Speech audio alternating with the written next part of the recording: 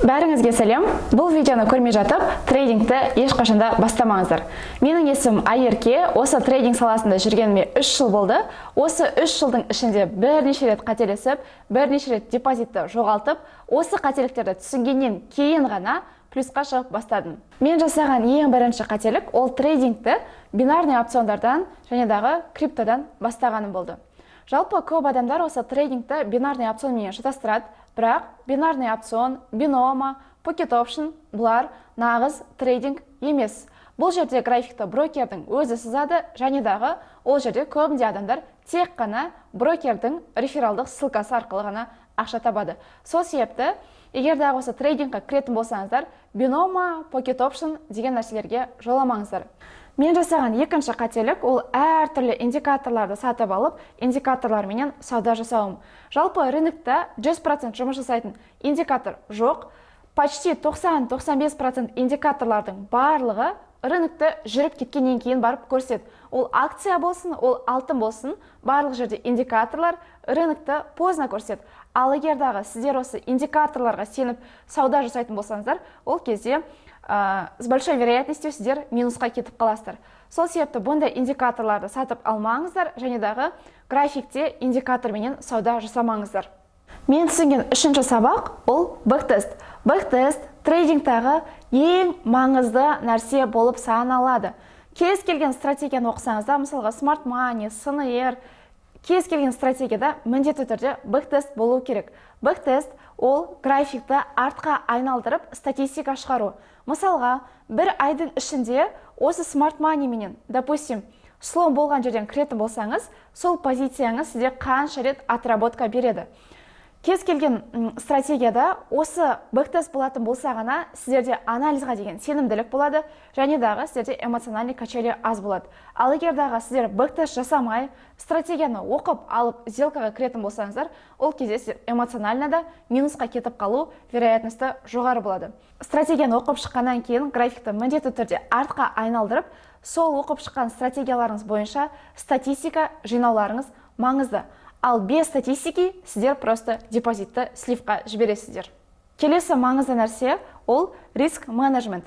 Көп адамдар трейдингта даже қарапайым лотты қалай есептеу керек, мысалға алтын менен сауда жасайтын адамдар пипсті қалай есептеу керек, соотношение риск и прибыли деген қарапайым элементарный нәрсенің өзін түсінбейді. Ал трейдингта ең маңызды нәрселердің бірі осы риск менеджмент болып саналады. Яғни сіздер депозиттарыңызда $100, $150 ғана болатын болса, сіздер осы депозитқа расчет алуларыңыз керексіздер.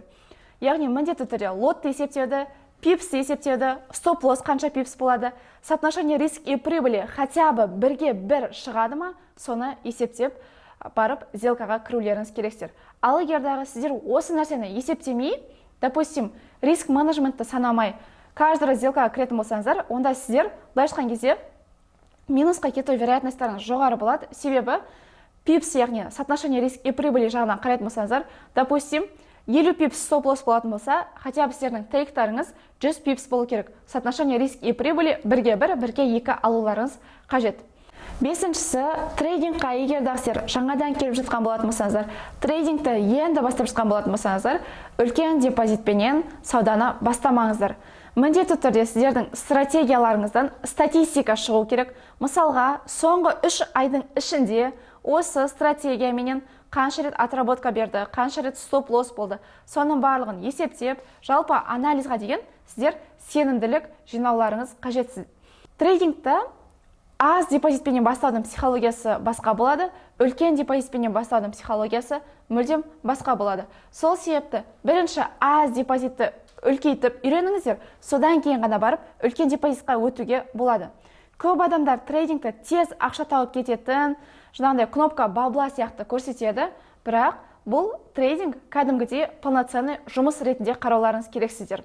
Егер дағы сіз осы трейдингті жүріп, өзіңіздің нақты стратегияңыз болмаса, немесе Smart Money, СНР, теханализ деген секілді әртүрлі стратегияларды оқып, плюсқа шыға алмасаңыз, онда мен сізге кластерный анализ оқуға кеңес беремін. Себебі кластерный анализ бұл нақты статистикасы бар, нақты уақыты бар, нақты точка входасы бар жалғыз стратегия болып саналады. Мен өзім осы қаншама стратегиялар оқып шықтым. Жаңағындай Smart Money'да тек қана Қазақстаннан емес, мен украиналық трейдерлардан, российский трейдерлардан оқып шықтым. Теханализ, индикатор, оның барлығын көріп, бұлардың ешқайсысы мені плюсқа алып келген жоқ. Тек қана кластерный анализ ғана мені плюсқа шығарды деп айта аламын. Және дағы менің студенттерім де осы кластерный анализ арқылы ақша табуда. Мысалға, менің шәкіртім Шыңғыс осы жазда маған Қарағанды қаласынан Алматыға келіп оқып кеткен болатын. Шыңғыс басында тек қана әртүрлі сигнал каналдарды сатып алып, сол сигнал каналдардың біреуі лонг, біреуі шорт деп айтып, солай минусқа кеткен болатын. Одан кейін Алматыға келіп, осы кластерный анализді оқып шығып, аз ғана депозиттан күнделікті 2-3 есе плюс жасап шығарады. Мысалға, мына жерде Шыңғыстың результаттарын көрсеңіздер болады. $10 $80, $20 $60, $50 $150 деген секілді аз депозитті бір күнде 2-3 есе көбейтеді. Жаңағы айтқандай, трейдингқа үлкен депозитпен кіргеннен гөрі аз депозитті өстіп бірнеше есе көбейтіп шығаратын болсаңыздар, сіздерде өздеріңізге деген сенімділік пайда болады, және дағы стратегияға деген сенімділік болады.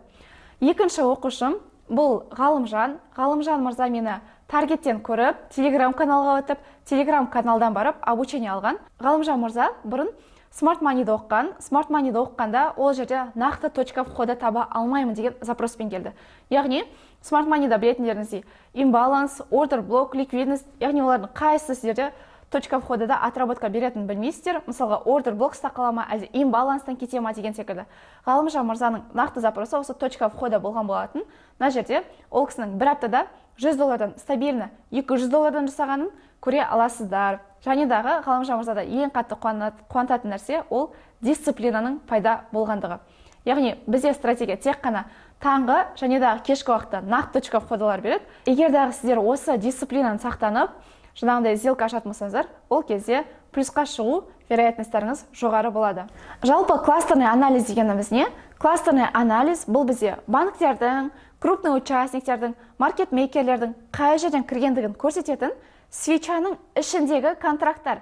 Яғни, сіздер японский свечаменен анализ жасайтын болсаңыздар, біз сол свечаның ішіндегі контракттарменен сделка ашамыз. Бұл бізде нақты факт болып саналады. Оның өзінің определенный уақыттары бар, точка входа беретін, жүріп беретін соотношение риск и прибыли, яғни РР бар, пипс жағынан жүріп беретін пипс саны бар, статистикасы бар, стратегия болып саналады. Мен сіздерге осы кластерный анализ арқылы күнделікті тегін өзімнің Telegram каналымда интрадей анализ жіберемін. Менің Telegram каналыма тіркеліп кетіңіздер. Видео сіздерге пайдалы болды деген ойдамын. Соңына дейін көргендеріңізге үлкен рахмет.